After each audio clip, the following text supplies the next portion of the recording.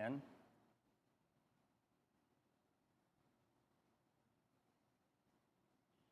5, 3, 2, 1. Release, release, release. Ignition. Good control. There's Mach 1. The pilots have started trimming for that turn towards space.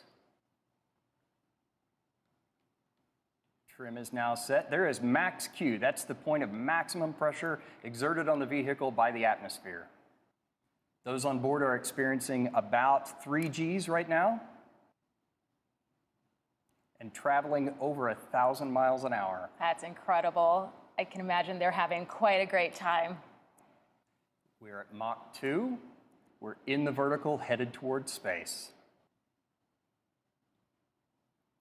This is the part where they're seeing Earth move away and seeing space come into view and seeing that they're going to space, and just, it is an incredible feeling. So we've got about Mach 2.8, Mach 3 approximately, and rocket motor cutoff. Amazing. The crowds here are just absolutely going wild. I can't imagine what's happening in Antigua with them cheering them on. That's incredible. Awesome. Go Keisha, go Anna, go Jon. So everybody on board has been cleared to unstrap and enjoy that zero-G experience. The pilots have unlocked the feather. That's the preparation so that they can raise the feather here momentarily. They're engaging the RCS as well. The feather is now starting to move on its way up. Everyone's up out of their seats, just it's incredible. They're all, I know, it's amazing. They're all going to the window and taking in this just absolutely incredible view of Earth, the planet where all of their experiences are held. Everything they've ever known is down below. The feather is all the way up. We have a predicted apogee of about 289,000 feet. That is amazing. Our crew looks like they're having an absolutely incredible time, and they are officially astronauts. Welcome to space. Woo. Congratulations to Jon, to Keisha, to Anna on becoming astronauts today, and a special congratulations to our Unity pilot, Kelly, for her first space flight. And welcome back to space, CJ and Beth. And the vehicle is oriented in that backflip or that upside down maneuver from our perspective. And you can see them just enjoying that view of the Earth below. Man, it's just incredible. I can see that they just can't take their eyes away. And it's, you know, it's hard for us to describe. We can obviously see they're having just an incredible time in space, taking in the views, but it's an experience.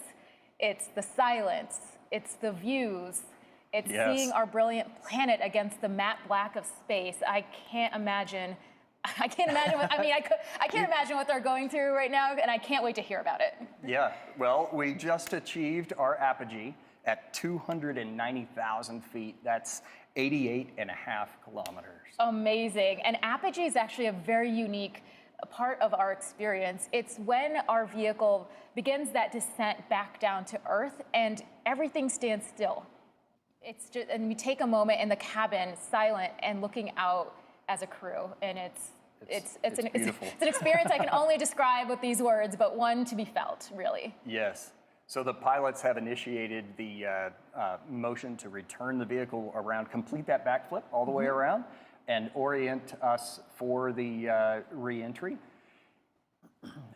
They've just made the return to seat call. They do that before we get to about 0.1 Gs. The pilots tell the passengers when to return to their seats, and then it's something that our training team has made very natural and intuitive, even though you're in that reduced G environment. Yeah, absolutely. During the days up leading to training, it's something that all of our crew practice. Our cabin is very purposefully designed to allow for our crew to get back into their seats.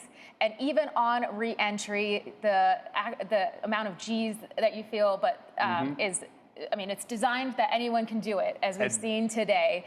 And the views are going to be amazing on the way down, too. So when we'll view not only of the New Mexican landscape, but of our spaceport facility, which is this incredible facility where they spent the last few days bonding with their crew and training with their crew. So, of course, it holds a special part in their hearts, and they get to see that view on their way down.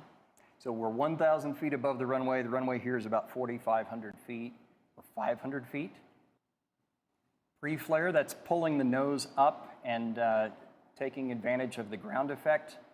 It's extra lift you get when you're close to the ground. We've crossed the threshold. That's the beginning of the runway.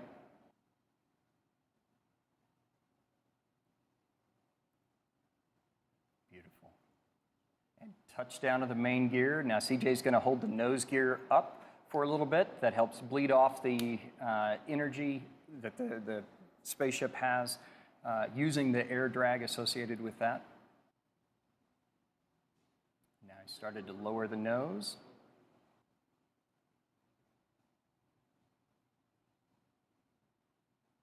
And the nose gear is now down.